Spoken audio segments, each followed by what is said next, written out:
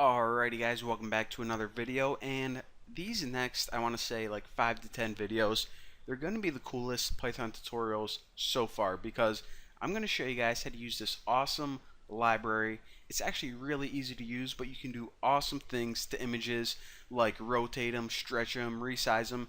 You can actually make some really awesome photo filters like you would in Photoshop or Instagram, so I'm going to be showing you guys all of that. So, well, let's go ahead and get started.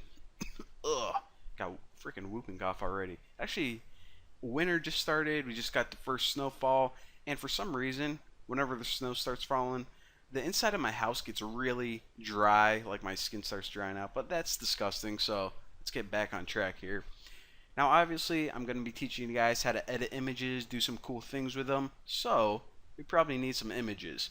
Now, I already took a couple from my computer.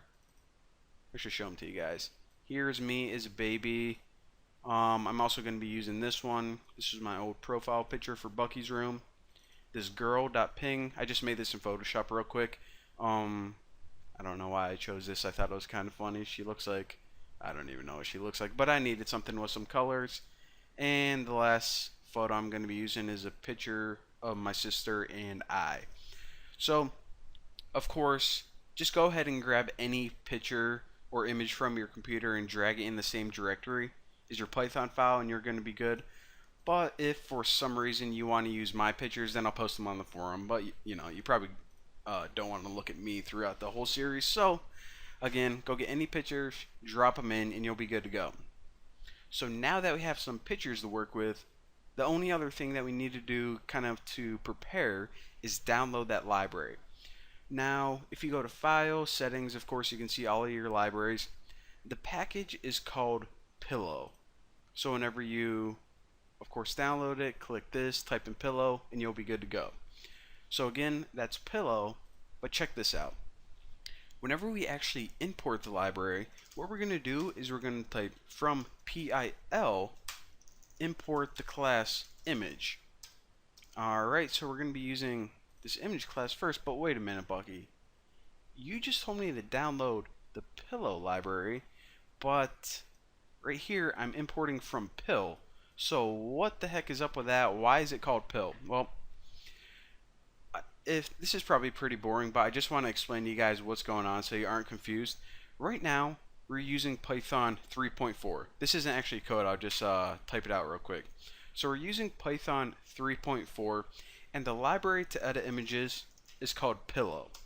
Now, in the old version of Python that isn't compatible with what I'm teaching you guys, the old version was called Pill.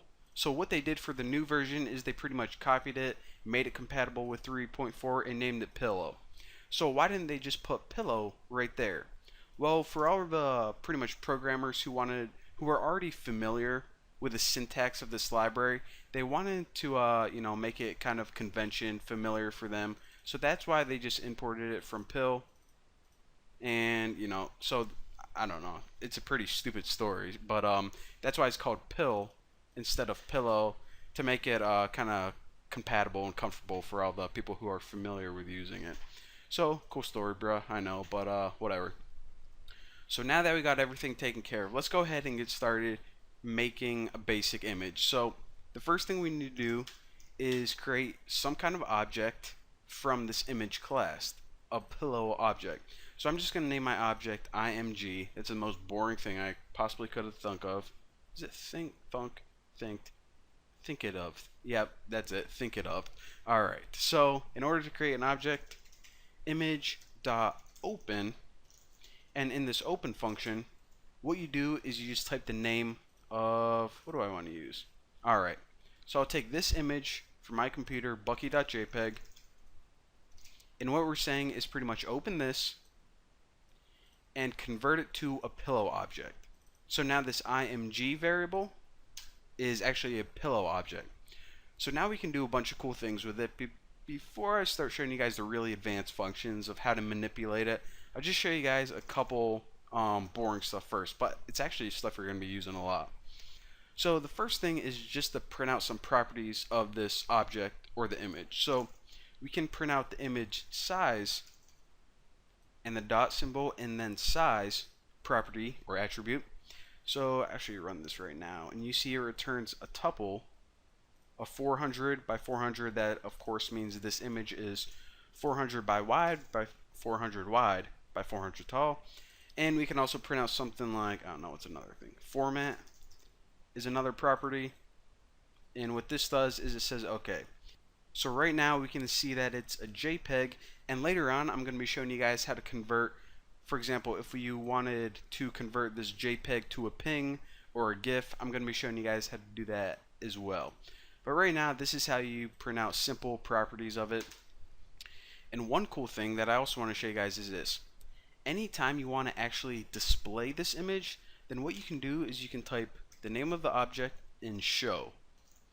Now, I want to explain one thing.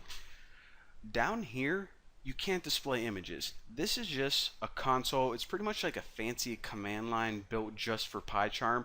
It isn't made to display images itself. So whenever you want to display an image on your computer, what happens whenever you call this function is it goes to the default program that whenever you're just hold on, I'll show you guys. Whenever you're just looking at files like this and you double click, whenever you double click an image file, however it opens is the default image processing program for your computer.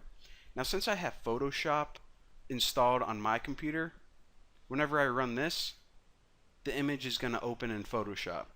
But if you don't have Photoshop, then it might just open in Windows Explorer or anything like that. But that's what's going on.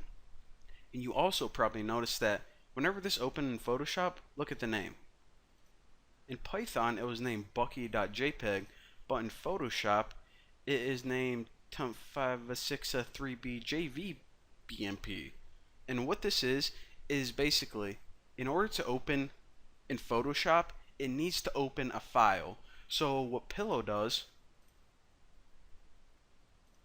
whenever you call this show function, it pretty much creates a temporary image file, and it saves it real quick, and then it opens it with whatever program that you told it to open.